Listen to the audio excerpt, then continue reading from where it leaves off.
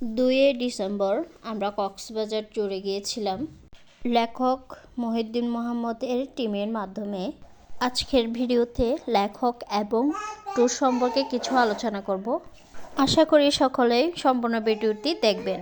চট্টগ্রাম থেকে কক্সবাজার যাওয়ার জন্য বাসা থেকে ট্রেনের উদ্দেশ্যে রওনা দিই সকাল 11টার নাগাদ। আমাদের চট্টগ্রাম থেকে সম্মানিত শফিকুল আলী খান ছিল। বিকাল 3টে নাগাদ আমরা কক্সবাজার রেল স্টেশনে পৌঁছাই। আগে থেকে আমাদের সবার জন্য হোটেল বুক করে রাখা হয়েছিল।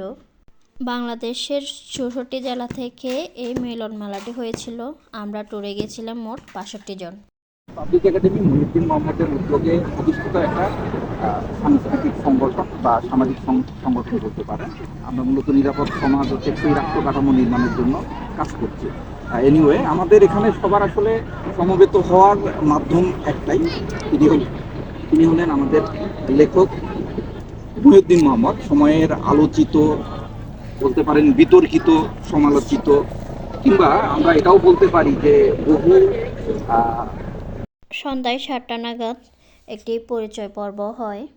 এখানে প্রত্যেকে নিজ নিজ মনের ভাব প্রকাশ করার একটি সুযোগ ছিল। 62 জনের মধ্যে আমার ছেলে ছিল সবার জুনিয়র। বিষয়টি খুব ইন্টারেস্টিং ছিল। ট্যুরের সেকেন্ড দিন আমরা সুগন্ধা পয়েন্টে যাই। লেখকের লিখিত সকল বইয়ের উপর একটি ব্যানার দিয়ে গ্রুপের সবাই ছবি নিই। ট্যুরের দ্বিতীয় দিন রাতে আমাদের ডিনারের আয়োজন করা হয় বিচ আলগনিতে।